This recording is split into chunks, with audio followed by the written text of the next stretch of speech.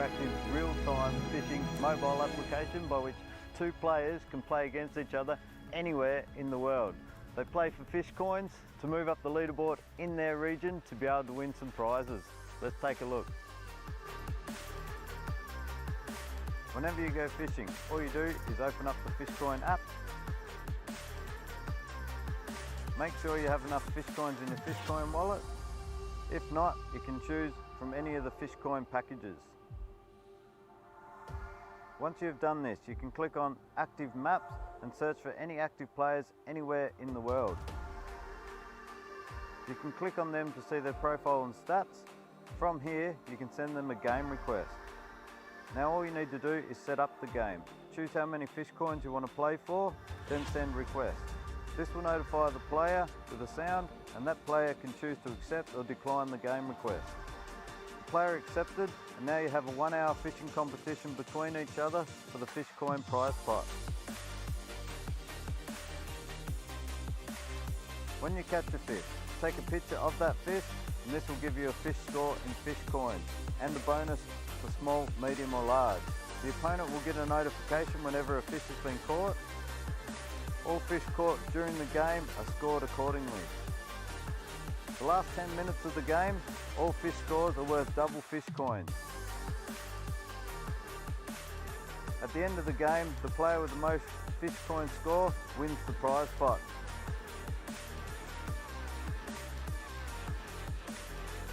And can share it on any social media platform. Welcome to the new Fish Coin game.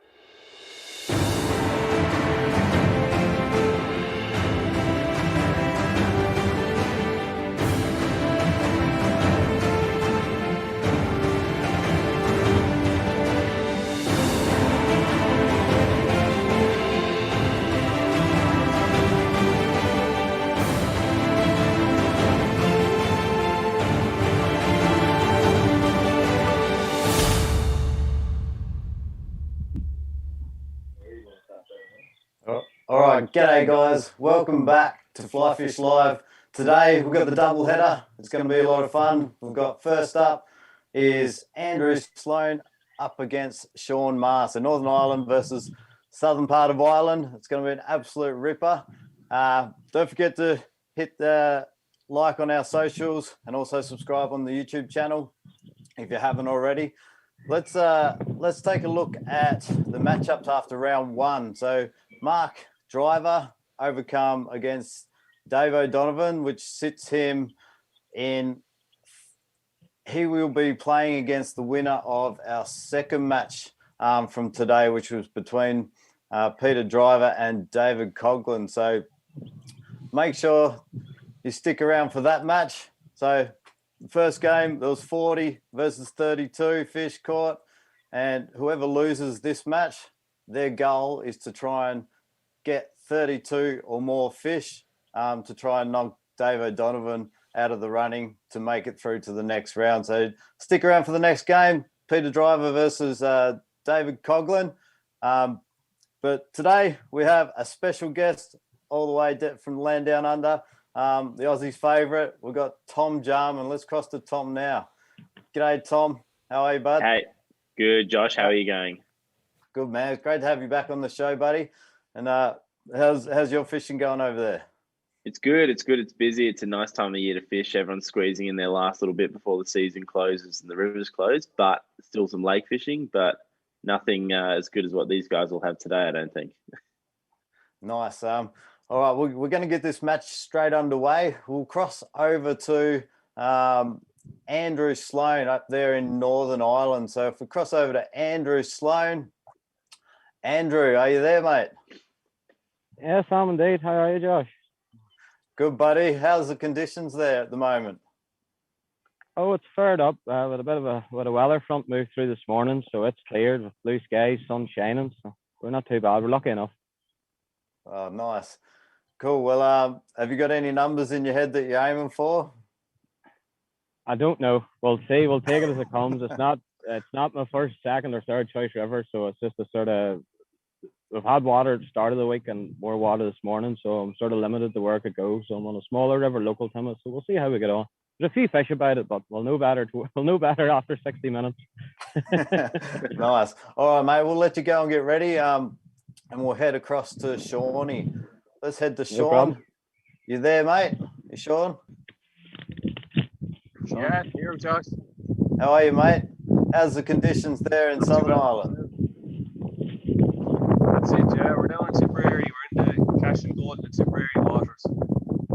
It's very windy today, so it'll be interesting. We'll see what happens. Nice, mate. Well, have you got any numbers in your head that you're aiming for?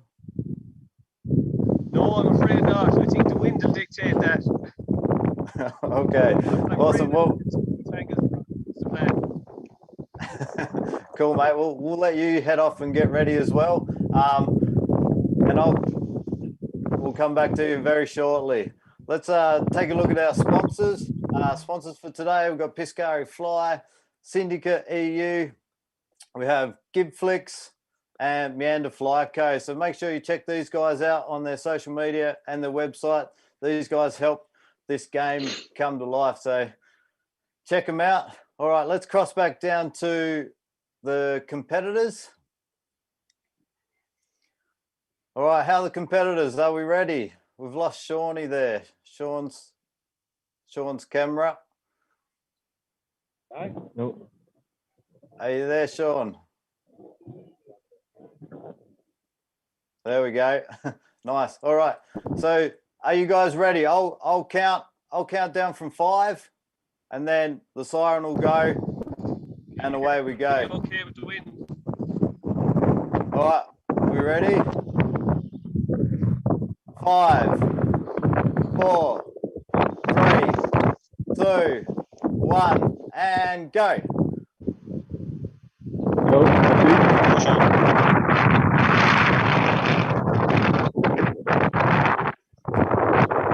right, Tom, mate.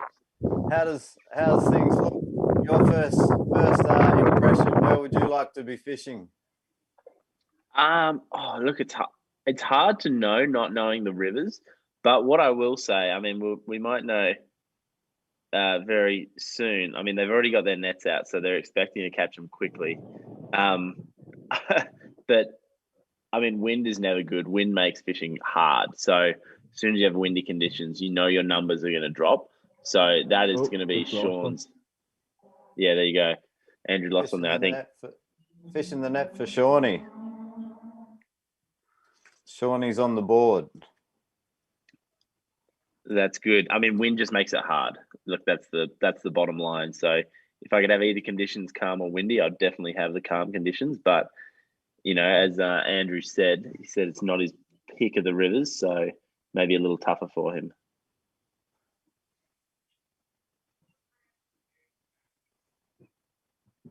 We saw at the start of the when we were having a chat to Andrew Sloan, they had some fish rising down there. Would you chuck a dry out in this instant or not?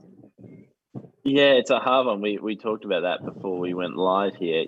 It's always a gamble. I guess you feel dry fly fishing. You never feel as productive as Fish in the net for Sean. Fish in the net for Sean. So yeah, you just never know. I mean, they're like at the rate that Sean's finding them there. Look, if they're rising in front of you, put a fly in front of them, put the nymph in front. They've both got nymphing rods in their hand.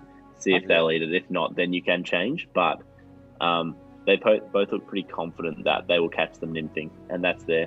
They both obviously know their waters. They know these rivers.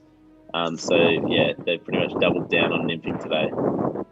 Yeah, let me just cross to Shawnee's controller. Was that Shawnee's second fish? Yeah, that was Sean's second fish, Josh. Yeah. Yep, just double checking on that one. Yeah. So when they catch a fish, just yell out fish. Fish in there for Sean. Another fish in the net. Shawnee's off to a great start. We saw this last week. Another fish in the net for Sean. Another fish in the net for Sean. That was very quick. We saw Dave O'Donovan do this against Mark the first match, and then Mark come from behind and got back in front. So anything can happen, as you know, Tom. It's the patchy nature of fish. They're just they're consistently inconsistent, I should say. So yeah, you just never know. They are patchy. And you can see, Sean's there, he's slowed down, he's fishing that water quite thoroughly. As you can see, Andrew there, he's really searching. So he hasn't obviously found any yet or found the water that he's really looking for. So you'd expect if he does start finding them, he would slow down. He might catch them very quickly when he does come across some fish. And we see Andrew, he's sort of like really sneaking along there. Is it best to go really slow, or you can sort of stir him up a bit if you sort of make a bit of noise and stuff with the feet? I think depending on the current you've got, you can get closer. You can get closer to them. The faster and the more that's going on with the water, the more complex it is often. So, there's probably these rivers I would expect have good numbers of fish. So, look, they're fish in the net for Sean. Fish in the net for Sean. They probably have the luxury of being able to power through pretty quickly. If they spook the odd one on the side there, they don't need to worry about it. They'll fish for the numbers, in their primary water. Very quick start by Shawnee. We've got some poll votes coming in here from on social media. Sean ended up just tipping in the favourites for this match. But I have heard that Andrew's a bit of a dark horse up there in Northern Ireland. Have you fished against any of these competitors yourself, Tom? I don't actually know. I may have done so at the Worlds without knowing them. When you go to the World Championships and it's the 5 top anglers from every country, it's Fish in the net for Andrew. Fish for Andrew. Yeah, when you have a field of 150 competitors, sometimes you get lost and you don't know who's there.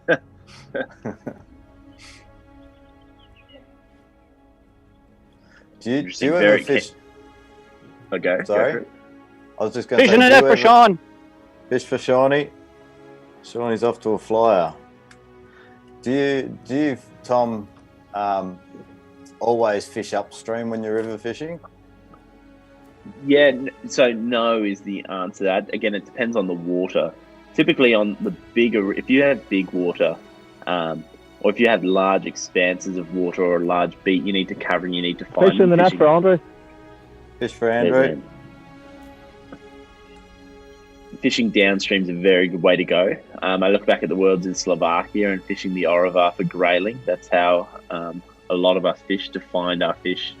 Fishing downstream through large sections of shallow water where the river was like 80 meters wide and you had big beats. So fishing downstream with your nymphs is a very good way to go because you can effectively cast across and, the drag that you're effectively allowing to occur is going to speed up your drift. So you can cover that water really, really quickly.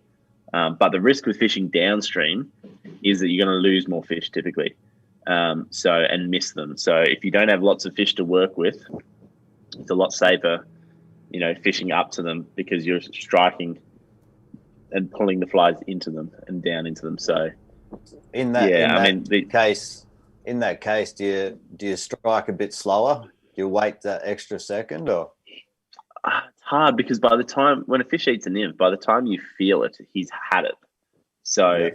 you kind of it's very hard to be too early effectively, because it's either often the take is the sensation of that bead, that weight in the fish's mouth. So once you've felt that or seen that, like, yeah, it's now or never. It's just a hard one, because you imagine if the function of a hook facing the hook point facing upstream and a fish eating it from behind versus the hook point facing downstream towards the fish and the fish eating it, you know which way is going to get a better hook set. Yeah. Now there was forecast a lot of rain today in Ireland, so we dished with the head cams today, and we've got the guys are going to do a Fishing a net for Sean. Fish for Shawnee. So the guys are on the bank have got a great job ahead of them. They're doing an awesome job at the minute. It's a long hour holding that camera up. It is indeed. You're only 9 minutes in.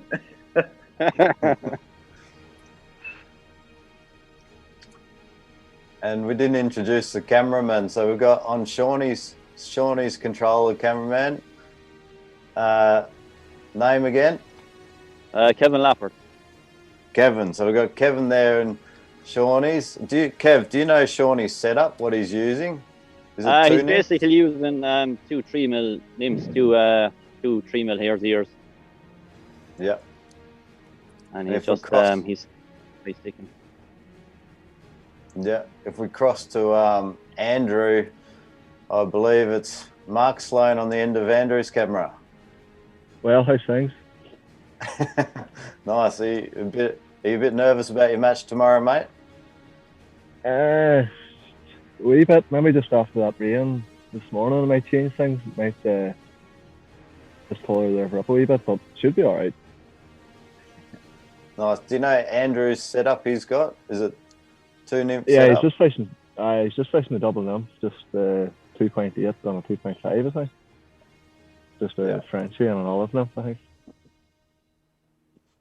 But I'll expect a few more on here, but he'll maybe come across them yet. Fishing a net for Sean. Fish for Shawnee. We saw that with Mark Driver last week, where he thought there was fish where he was starting, and then he dropped back to where he was practicing before it, and they're all sitting, and that's where he got back in front. It was just a matter of finding them, isn't it, Tom? Once you find one, is that usually a few sitting there, or? Look, it's hard to say. Every river is slightly different in that regard. But usually, if you find the right type of water that they're in, you can find them pretty consistently. I mean, the hardest part is once you're not finding them, you have that little voice in your head that starts to go, okay, hang on. And as soon as doubt creeps in, it can affect your decision-making going forwards. And that is one of the hardest parts about competition fishing, is that, it's everything is just a lot harder than it is when you're fishing recreationally. Yeah. And especially this 1 hour pressure. Absolutely. We got 49 minutes left, guys. The flip side of that is that, an hour's ages. If we are sitting here and those Fishing a net for Sean. Fish for Shawnee. Our awesome cameramen are doing it. They're standing on the bank. Time will be absolutely crawling for them. But when you're in the water, it goes so quickly. So yeah, if you just can when you are fishing, if you can slow down, an hour is absolutely heaps. And ultimately, it takes one cast to catch a fish. Fishing a net for Sean. Looks like a better one. Did look like a bit better. They're all wild browns in both of these rivers. Yeah, there's wild brown yeah, here. all wildies, yeah. Are there any rainbows down there? No rainbows here anyway.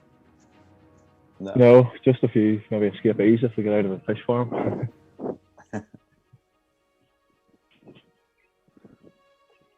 Is Andrew's water slightly off color, or is that just the camera angle we've got here? Yeah, it's starting to colour a wee bit here. Yeah, it was sort of thought it was going to, but it's not too bad at the minute. But there is a wee tinge in it. All right. Yeah. Yeah.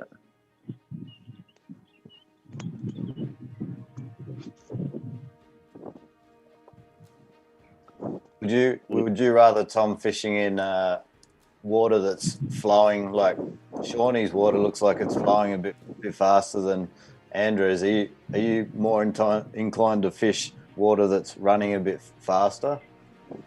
Look, I mean, shallow, fast waters is nice because you can cover it very quickly. You imagine the amount of time it takes to make a drift. It takes a lot less time because your flies are coming through quicker. So, where Andrew is, I'm assuming he's going to have to be like slightly more patient. Fishing the net for Sean. Fish for Shawnee. Still a little bit of push in the water there by the looks of it coming off his waders there.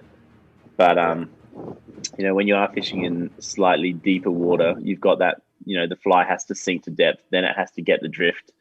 And then, like over here, you got to make the same drift again, give it some animation or something else. So it just does take time fishing slower and often deeper water than the shallow, fast stuff.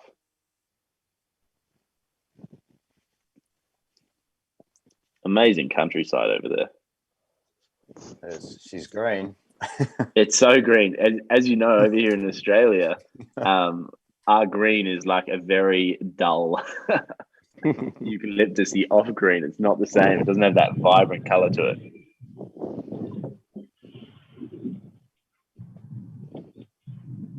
Fishing the net for Andre. Fishing the net for Andrew. Maybe he might have found a little batch. So the score is 3 to Andrew and 11 to Sean. Tom, at what stage do you we asked the question last week to the competitors, do you like to know the score in this sort of match? If I was competing, you're saying? Yeah. Yeah, look, it wouldn't bother me because I try to be rock solid as far as being 45 minutes left, Sean. Being process driven, so it doesn't really affect, like how you've got a job to do when you're out there to do it. It would be nice to know every now and again, just because, I mean, it's different if you're in Andrew's position. His job, he's just got to make sure he doesn't miss fish at the moment. He keeps ticking through. He makes the most of his opportunities.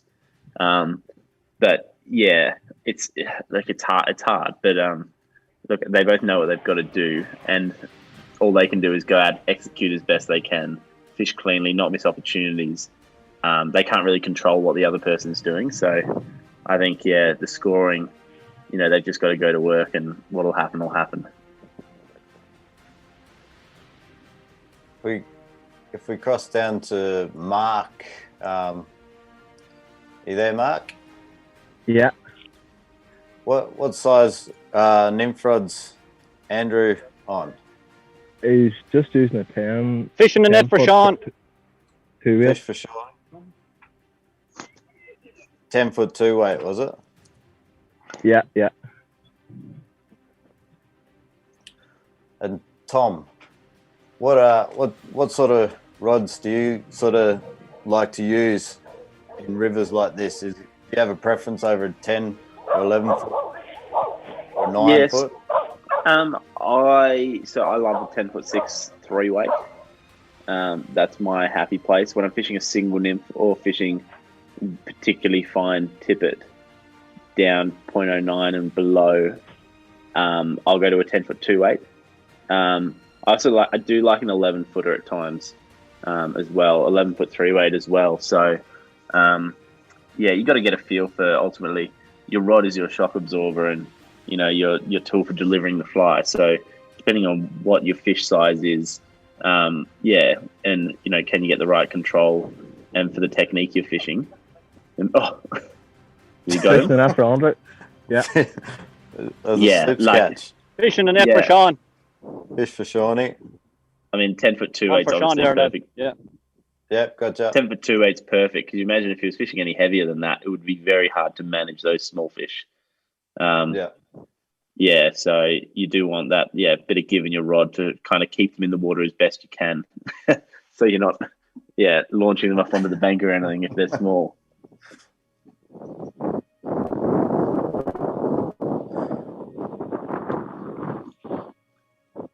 What's your go-to lake fly rod? That's from a boat, probably a 10 foot 6. 10 foot 6 weight. Bank comps, I do like a 10 foot 8 weight, and underline it just because at times off the bank in competitions you need that distance. Tassie in the Worlds, I used a 10 foot 8 weight, just for the wind, and control factor there, and especially when you've got particularly big, strong fish on Little Pine and venues like that. Yeah, it's a nice rod. But look, 10 foot 6 is lovely. 10 foot 6 weight, I should say. Yeah. Yeah.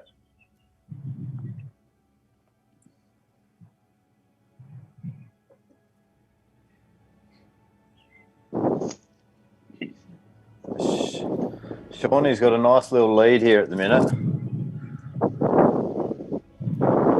It can change very, very quickly.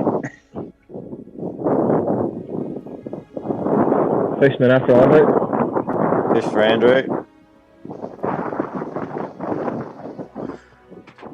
I know a lot of the other competitors didn't know that a lot of these guys know each other, and I know a lot of them were talking about they're not really sure what's going on up north in Ireland. They'll keep them pretty quiet. So.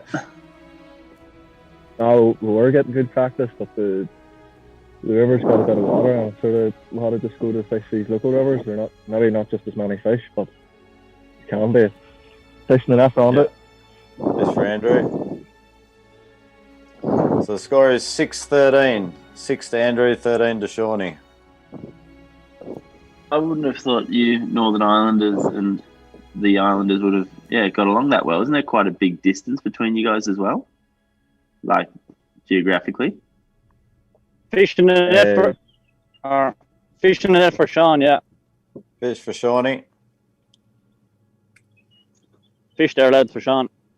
Yep, gotcha.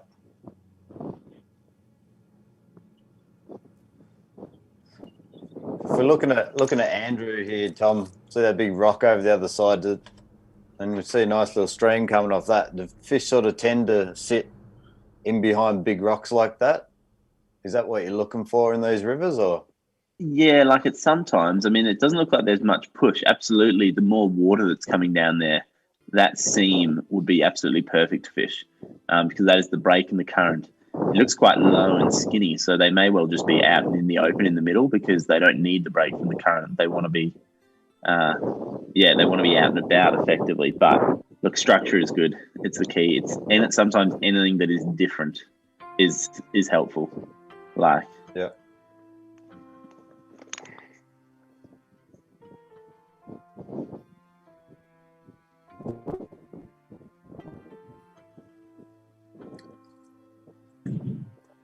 See, the score is ticking, slowly back. Andrew is, coming back there slowly, but, all it takes is for him to hit a patch of fish, and he's away.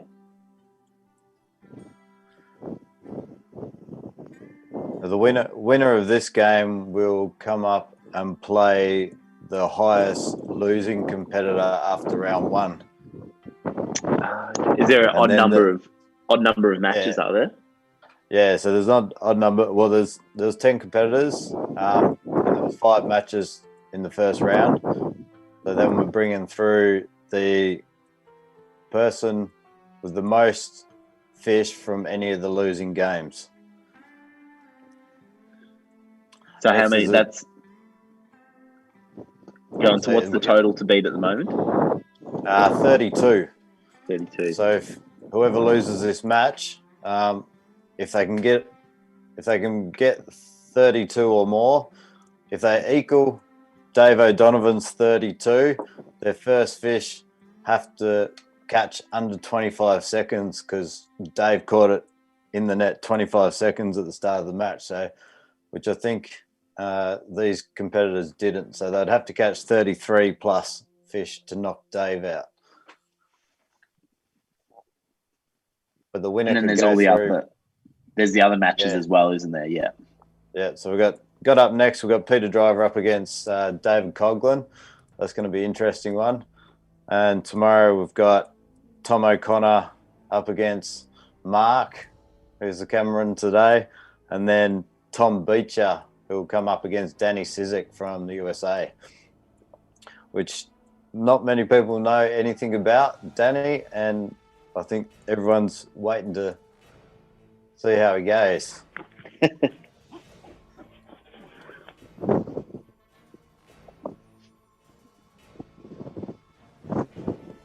We've got a question here from Dave O'Donovan over to Mark Sloan. Are they kayak markers there, Mark?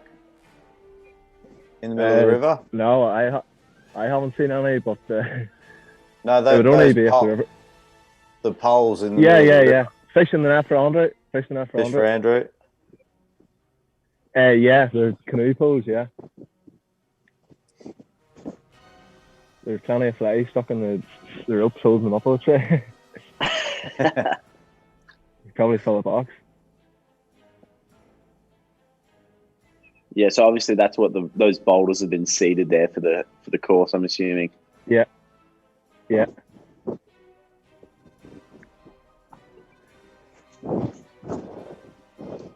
Be a very tame course right now. Would you 36 minutes, Sean. 36 minutes for roughly. Yep. And the score is 7 to Andrew, 14 to Sean. 14-7 to you, Sean. Would you 14-7. Tom, would you be looking for deeper pockets? Oh, what time? This is their early season. Fishing the net for Sean. Yeah, Northern Hemisphere. fish for Sean. Look, it's hard to comment with very little knowledge on these rivers. I mean, they obviously know where the fish have been holding when they've been pre-fishing, other than Andrew, who's obviously changed rivers. But, I mean, look, if it was me, knowing absolutely nothing coming onto one of these rivers, I'd be trying to fish a few different water types as quickly as I could to just get a feel for where they are and where they're positioning in the river, and then really, hammer that sort of stuff. It's a hard one. I mean, you're naturally going to come across depth and some variation in the current when you come along, and there are obviously deeper pockets and seams there that they will have been fishing as they've gone through, which we can't really see from this angle as well. So, how does that sort of with that sort of knowledge, if you don't know the river at all, how does that affect your setup, like with the weight of the bead and that sort of stuff? Does that affect it a lot? It shouldn't really affect it too much. I mean, ultimately, you want to be getting down. These rivers don't look overly deep, so 35 minutes. Fly weighting for a certain 15, pace current. You 7. Like nymph weight, like bead weight, is pretty uniform across the world for the same pace current. Really, the bead weight matches the current, all the conditions, including the wind and other factors such as that. Pretty much wherever you go. So, all right, one. Yeah, it shouldn't influence their setups too much. I mean, you look at the 10-foot 2 weights, all that gear. That's everyone's using that stuff wherever they go. 3mm bead is such a common bead weight for this style of nymphing. So, and I mean, if they fish some faster shoots or some bigger water in these rivers, they would be bringing their bead weight up, fishing more like 3.2 or 3.3 or 3.5, that sort of thing. So, yeah. Do you find when you're fishing, Tom, the bead color plays a big factor? I know these guys like the copper beads over there. Yeah, it is massive. I mean, when you look at these nymphs, if you put one in your hand, it's one of the first things that catches your eye. So you imagine it drifting down a run. Fish for Andrew. drifting down the run and the fish seeing the fly, the nymph, it is a big part of the fly. So, yeah, it plays a significant role in in just the look and the appearance and how well a fly performs.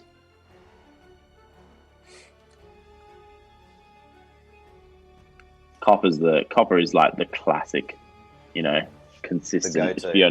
It's awesome. Yeah. Sure. Net for Sean. Fish for Sean.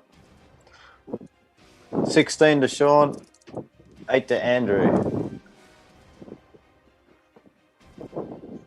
And we're almost halfway. 32 and a half minutes to go.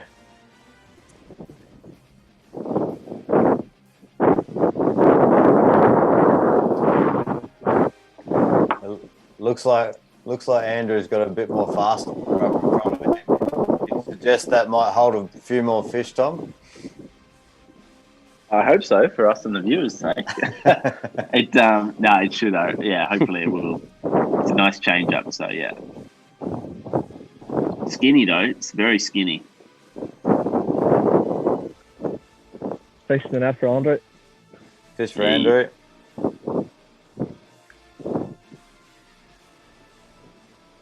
If he can score a couple more quick ones here, it's going to start the pressure, I think. Very easy to go 2 fish and 2 casts. It happens a lot. So, have you caught many doubles yourself? I have. I had a really memorable double in the Worlds in Slovakia, actually. It happens. It never seems to happen in a competition, though. That's the problem. I had one in one of our state championships earlier this season on the lake. They're few and far between. The hardest thing about them is landing both of them. Obviously, you have to have a minimum of 50 centimeters between your flies. So, often unless they're both very small, when you can keep them both out of the water and get them in. Over here, our fish are of quite a nice size at times. So landing 2 is tough. It's like a bird in the hand. That sort of situation where you just want to get one in and do the best you can with the other.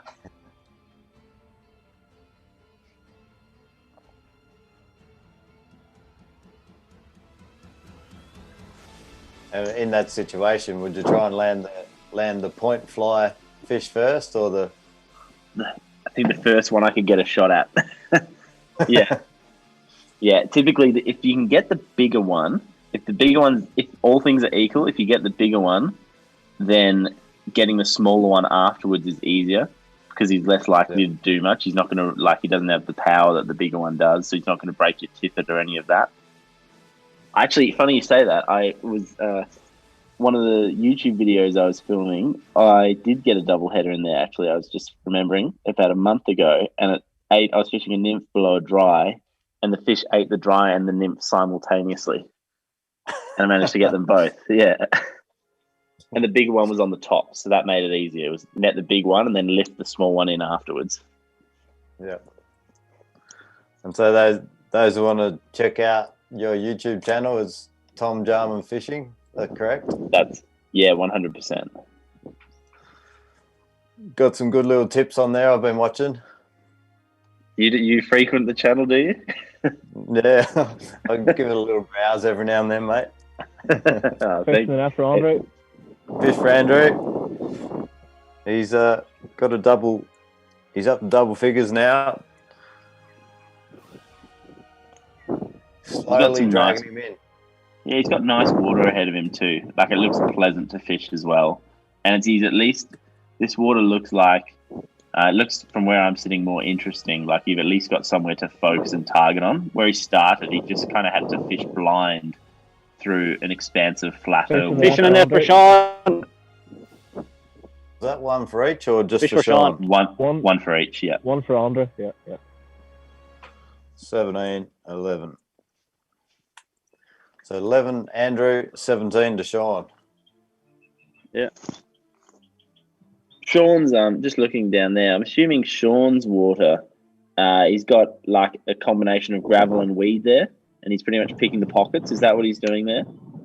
Yeah, pretty much fishing between the weeds and just trying to find a few fish in between each kind of pocket. And control the leader with the wind as well. It's quite windy here too. So It looks horribly windy. yeah. We've got a question here, Kevin, from Connor Cagney. Is that the Anna Sean is on?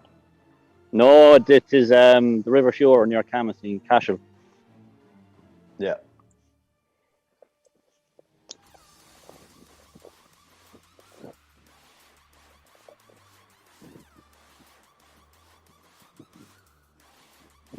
Is that a bridge up in front of Andrew? I like to fish under the bridges. The fish tend to sit under them.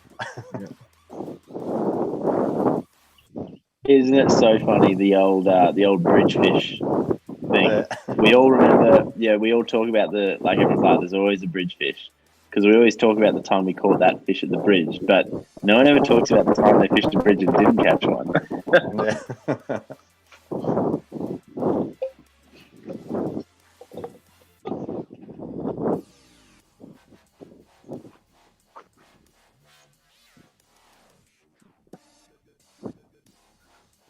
So for anyone that's not like competitive fishermen or starting out fly fishing, Tom, fishing a net for Sean?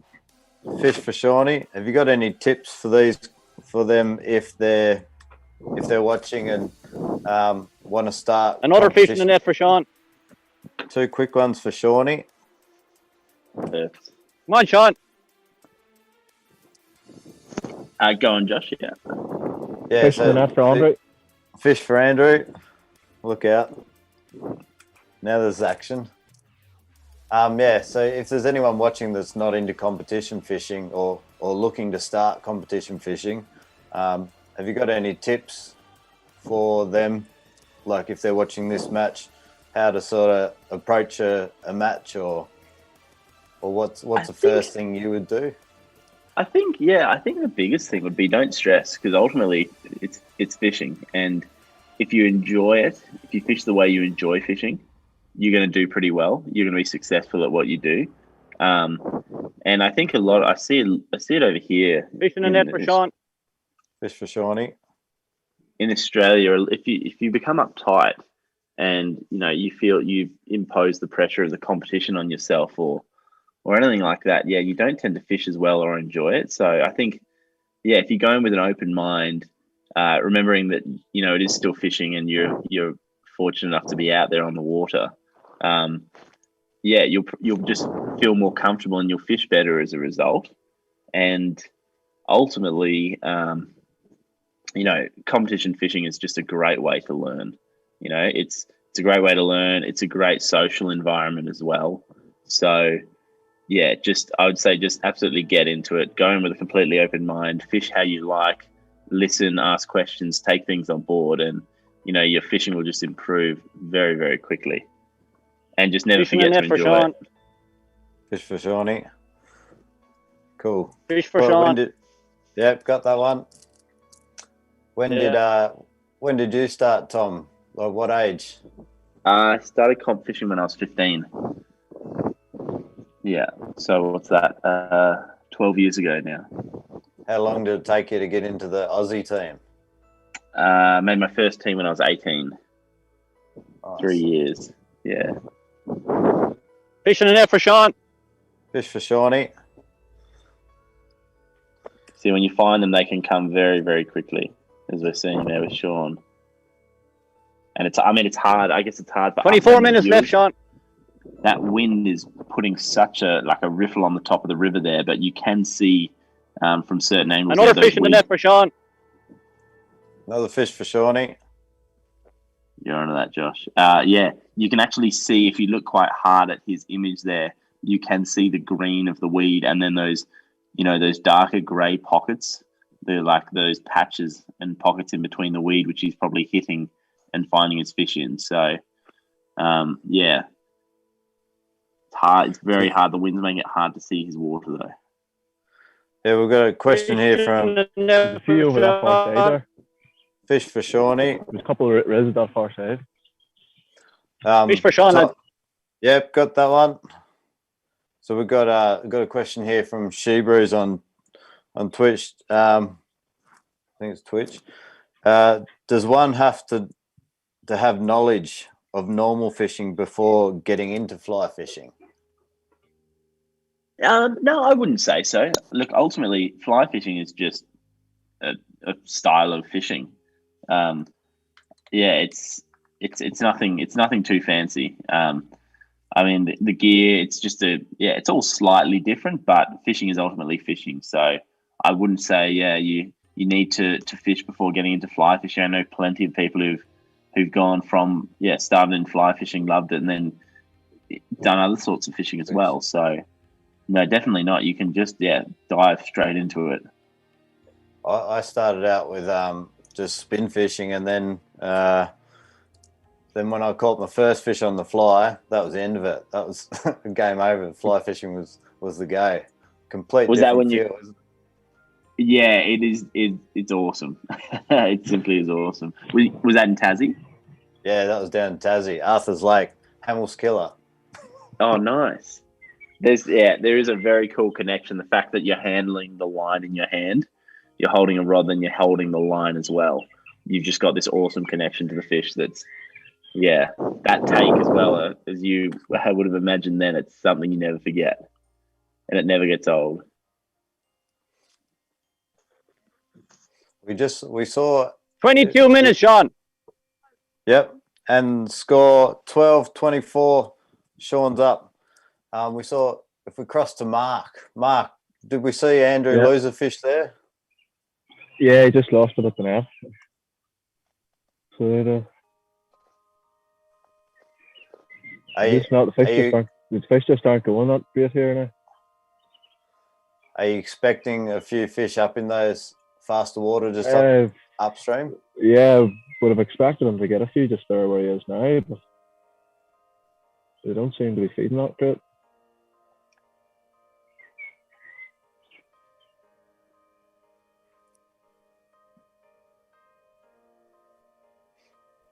That is probably the worst thing about fly fishing and fishing in general, is that, you can control all the variables you can control, but ultimately the fish need to want to eat, and there are so many conditions we can't control, like his water height there, the rain, the wind for Sean as well. So there's so many other things. 20 minutes left. He's in 24, you're in 12. Yeah, 20 minutes to go.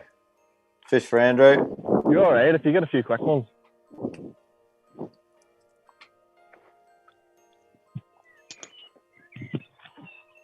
Heaps of time.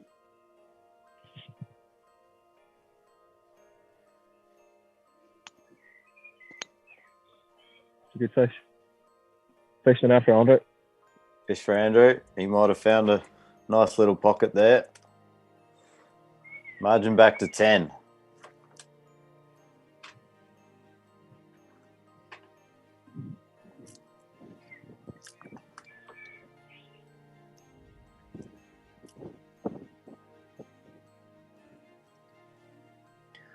Is there a certain time of day you like to fish, Tom? Not early in the morning. You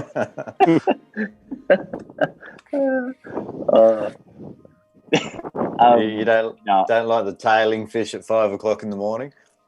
No. No, I need a lot of coffees to be up then. No, the earliest time that you'll ever find me on the water is when I'm actually guiding. When I have to be on the water.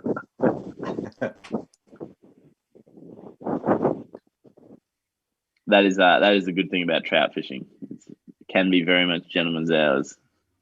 Yeah. How many? Tell me. I'll go on. You go. I was going to say, with the sunlight and stuff, we know in Finland they say that the sun gets them fairly active as soon as the sun comes out. They tend to bite more. Is it the same down in Oz? Yeah, definitely. I mean, ultimately, they're a cold-blooded species. Fish in the net for Sean. Fish for Shawnee. A bit of warmth and their metabolism speeds up, and they're a bit more active and more happy to feed. So, the sun definitely helps. one of the hard parts about fishing this time of year, like for me here in Australia, is that it's very tough in the Fishing morning. a net for Sean. Fish for Shawnee. Oh, that's...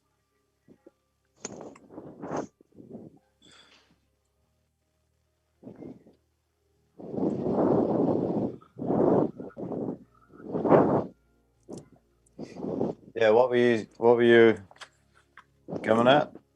I was Yeah, great. just saying that no, like as the months as it cools down, like it has, in the southern hemisphere for Fishing us. the net for Andre. Fish for Andrew. Yep. It gets tougher to catch them in the morning and evening. Like they tend to our trout tend to feed better in the warmest part of the day. So you're looking at 11 a.m. through till 3 p.m. kind of window. Yeah. Is it same on rivers and lakes? The lakes function a bit differently. Yeah, they do. They're bigger bodies of water that can hold their heat a bit better than a shallow river. So, and often the lakes aren't coming off, alpine areas and ski fields. So it's not coming from as cold a place. It's just, they're more lowland lakes.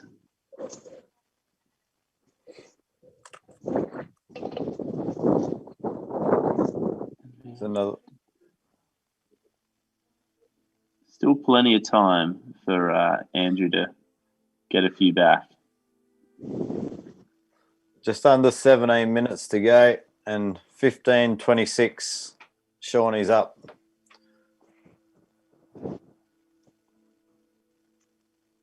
What would be going through Andrew's head right now? Would he be like starting to stress, or would he starting to get nervous? Probably a question for Mark, I reckon. He probably knows him better than us. I would say it is all right. Yeah.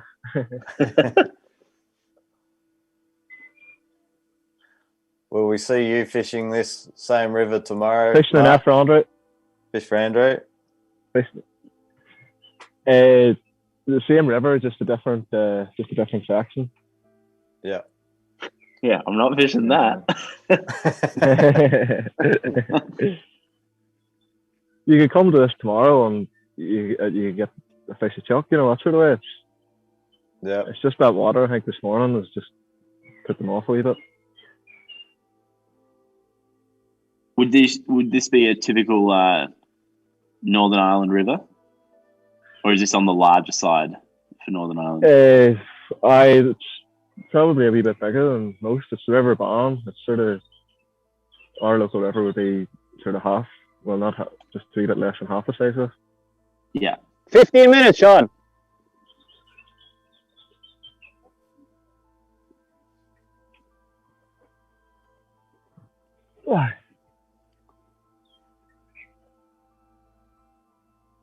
Here comes that bridge fish.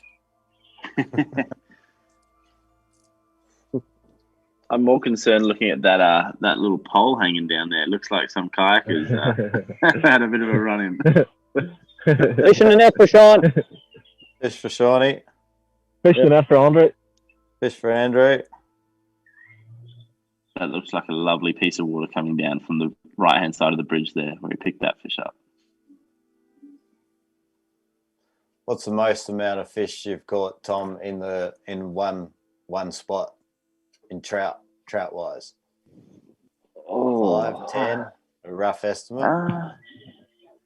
What's the size? What are we talking? Just in a river like this, maybe, 20, 30 one centimetre fish. Like in a pocket, you mean? Like in a 1 by 1 meter squared area? Yeah. So if someone started hooking fish, how many would you think that's going to be there before you move on? Oh, like only a handful, really. Yeah, not heaps. Sometimes 5. when the water's 5 would max it out, and that often happens only when the water is particularly high, for example, and all the fish tuck into a soft seam, a soft pocket, or contrary, if the river's very low and they all drop into a deep pocket and they want that cover. So.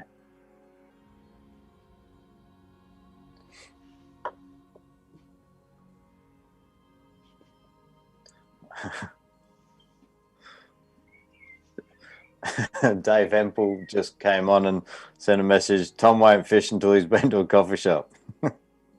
That's true. I was actually gonna make a joke when you're like, what would be going through Andrew's head?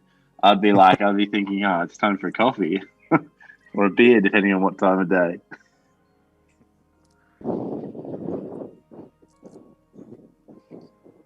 So we've got 13 minutes to go. 13 minutes, Sean. And it's 17:27. Sean's up. 17:27. It does look like a nice river that Fish the Sean's for on. Andrew. Fish for Andrew. And how good would Sean's river be if it 13 didn't have that minutes wind? left. 9 fish in it. 13 13 he's probably minutes left. catching a good bit more, I'd say. Especially in the sections that he just went through, I'd say. To be 9 catching fish. a lot more fish, I'd say.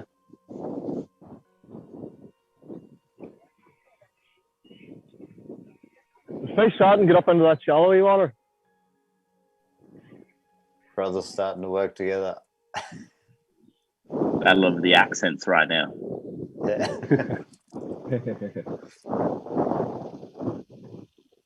And with the wind, Tom, your experience with the wind, would you rather fish with a bit of wind or with no wind at all? Fish in the net for Sean.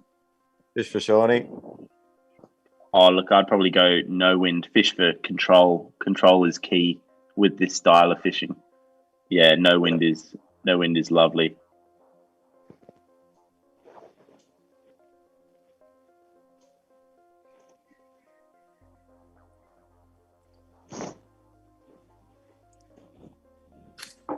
Fish in the net for Andrew. Fish for Andrew.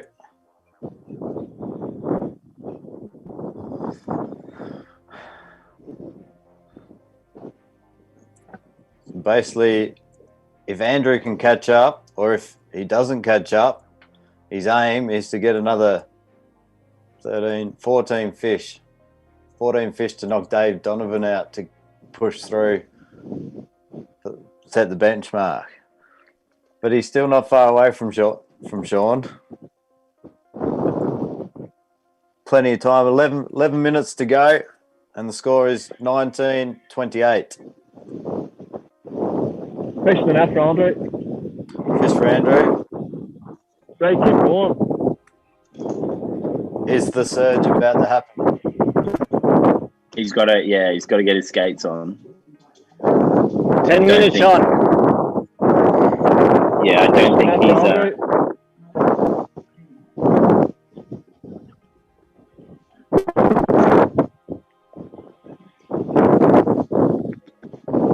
Did you get that one?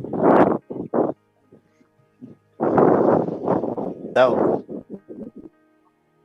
Fish the net for Andrew. There's Fish 2 for Andrew. fish you got. 2 fish. Only, yeah. We'll have to look at that. 22. Fish in the net for 28. Sean. Fish for Shawnee. Fish for Sean. Yeah. Yep, got that.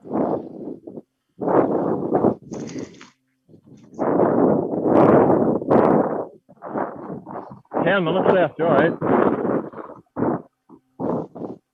So 9 minutes 50 seconds. He's closed the gap to 7.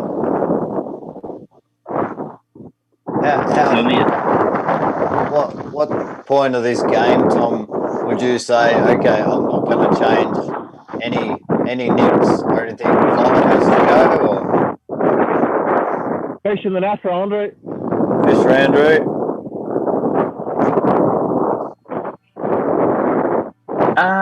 That's a hard one. They both seem pretty set in their fly choices and weight choices. So it's and they know what water's coming up. Like, we can't see what's been upstream, but they probably made sacrifices where sometimes they might want to change to a couple of 2.8s. Fish for They Andrew. probably Really close the gap now. What's the score, guys? 24-29. 24-29, Sean. And we have You are. just under 9 minutes to go. And as you can see, look, plenty of time. You can easily get fish a minute. You know, Those if you can get like fish. Yeah, it looks like Andrew's getting like 3, 4, 5 drifts in per minute, if not more. So, it doesn't take many drifts to pick up a fish here. So, plenty of time. And with the Euro nymphing, how far past your body do you let it drag before you back up straight? It's definitely a personal preference thing and a style thing, I think. I mean, your dead drift often ends pretty much in line with you before it starts to, ascend or swing. 8 minutes. Can give it a bit 5 fish in it. You can give it a bit of slack and then increase the length of your drift there at the back half of it. But you'll find most of these guys are pretty much fishing it back to the length of their body and then presenting again.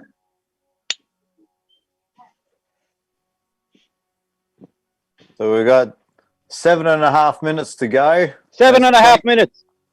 24-29. Sean's up. 24-29.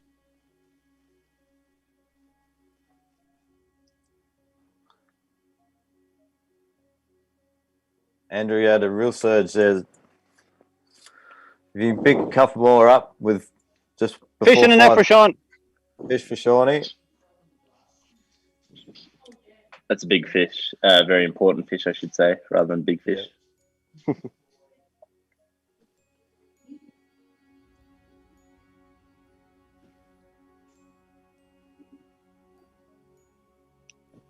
Just under 6 minutes.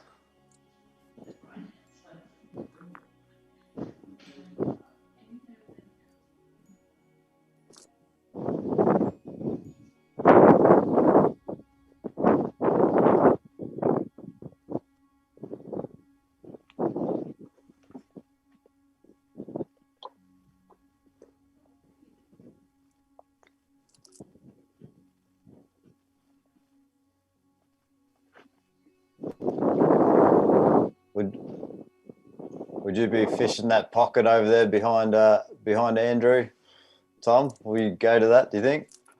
I think he already caught a few out of there, didn't he? Where he's turned now. Fish in the net for Sean. Fish for Shawnee. That makes it hard. Can you catch the same fish twice? How often does that happen? Rarely, although it happened to me at the World Championships in Slovakia on the VAR, and I know it happened to Fish in the net for Sean. Fish for happened in the Worlds in Norway as well.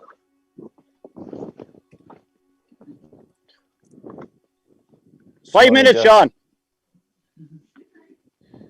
So there's 5.5 minutes to go, and the score is 24-32.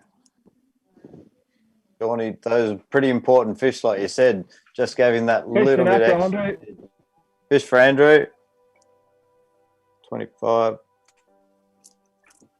Yeah, every fish that Sean gets with this very, very obvious statement makes it just that little bit harder for Andrew. He really needs, at the rate he's been catching them, he would really need Sean to, just stop catching them, not find them, trip over, fall over. That helps. Have you been for many swims? Oh, we all have.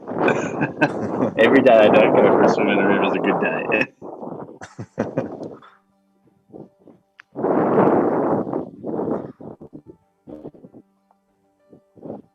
They definitely have slowed up for Andrew there at his couple of runs there at the bridge.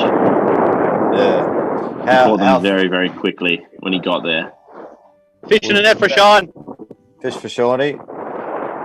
See, Sean looks like he can just keep going. He's got water ahead of him that looks thereabouts the same of where he is now. Whereas I'm not sure if Andrew does. So we're just over 4 minutes to go, and it's 25-33.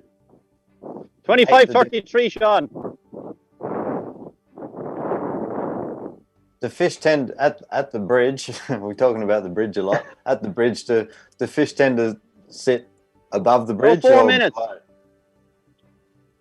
Well, I guess the reason they like bridges is that they're literally like giant rocks. Yeah, they create seams and pockets and soft water, but they definitely do sit in the cushion above the bridge pylons.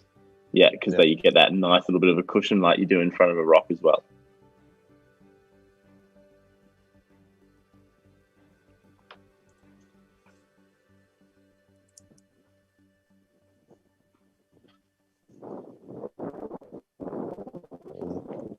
So, and there's just under 3.5 minutes to go. 3.5 minutes. Okay.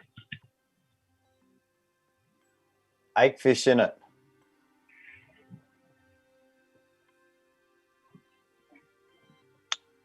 So that 1 hour would have gone very, very quickly for both of those anglers. Except the camera guys. Yeah. This one's quick enough. Fish for Sean. Fish for Sean. Fish for Sean. Yep, got it.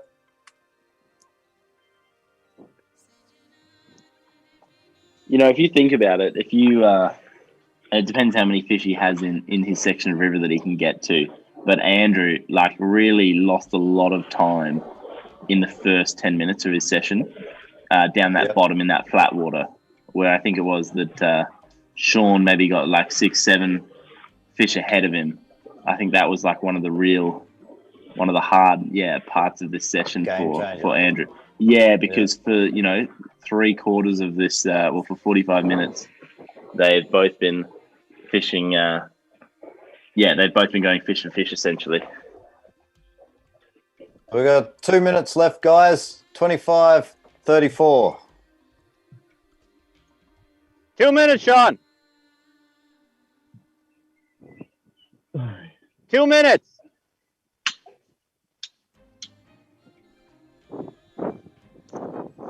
You would still keep plugging away even if you feel like you're out of it at this stage. Oh, they've got nothing else to do. Fishing, you know, like even a bad session on the water, you know, if you're catching them, it's still good. So, you know, you're still out there, you're still enjoying your fishing. So, yeah. Well, 1 minute and 15 seconds to go. Fish for Sean. Fish for Shawnee. Nice trout.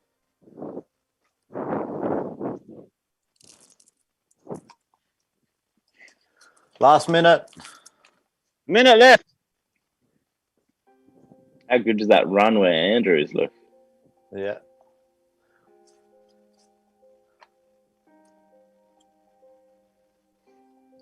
So this sort of, do you think Andrew will go back to this match and look at his time management of where he fished the beat? Or no, you can't. Look, that's just part of it. You can't do anything. Yeah. Oh, there he's got one. Yeah, look, you can't do anything. You got to. It's very hard to, you know. It's very easy in hindsight to go, I shouldn't have fished there, because at the time, very valid. Fish for Andrew. Yeah, fish for Andrew. Very easy for us to sit back here and go, well, you shouldn't have fished. 10 seconds. But, you know, you're never to know. And he probably had to. You had to fish it to rule it out, because they could have just all been in that soft water. 3, 2, and That's it, Sean. That's That's it. Over. Game over. Shawnee has come out on 35-27. Oh, looks like we've got Andrew. Let's cross down. Here. Let's cross down to Andrew. He looks like he's ready. Are you there, Andrew? Hello. How are you, mate? Not too bad. Could be better. Unlucky, mate. Are you happy with 27 fish? Even though you finished out second best to Shawnee, but are you happy with? Did you miss many fish? I had a lot of fish early on at the start, a lot of plucks, a lot of takes, and dropped quite a few fish. There just didn't seem to be that flatter water. I found there was a lot of fish in it, but they just weren't going. They were snatchy. Yeah. I think it's just the river. The river's on the rise. It's actually rising fairly well there now. But I don't know where it's the rising water sort of put them off a wee bit. I knew that the fish up in the faster water, but just down below let me down, you know. Yeah. All right, mate. Well, it was great to see you back here on the competitions, and it's great to watch you fish. And unlucky today, Shawnee's just pipped you. He had a big surge come back there, but you got any questions for him, Tom? Oh no! Look, just well fished. It was awesome to watch as always. But yeah, look, rough. That early part was obviously tough, and yeah, no, it's just Yeah, that's just literally fishing. it was just the first 20 minutes sort of beat me. You know, I was expecting more fish down there, and I didn't get them. And it is what it is. There's not much I can do about it. So. That's fishing. Totally. Well, let's cross to Shawnee. Shawnee, mate, congratulations, buddy. You happy with 35 fish? Cheers. Yeah, I was lucky they turned on, but the wind is so going all right. It makes it difficult, but I'm lucky there's plenty of fish there. So it's all about the location on a day like today. So hard luck, Andrew. Well done, great Sean. fishing. That's good angling. I'll get to watch it, never go home now. I'll get it in the TV and see where I went wrong. You come down here, I go up there. Awesome. All right, guys, we're going to thanks again. Congratulations again, Sean, and thanks again, Andrew. And we're going to move on now. We've got another game to get to, but let's take a look at the round 2 table now that we know that Shawnee has come up on top. So we've got Shawnee will come up against the highest losing competitor out of round 1, and we see Mark Driver there. He will come up against the winner of the next match, which is Dave Coughlin versus Peter Driver. So stick around for that one. Another big thanks to our sponsors for this match, and don't go anywhere. We've got 20 minutes left, and big thanks to Tom Jarman for jumping on the commentary box once again. And we're looking forward to seeing you fish in the Worlds, Tom. And thanks again, mate. So we're going to take a quick break and back in about 20 minutes. So don't go anywhere. Grab a drink, grab a cold one, and we'll see you soon.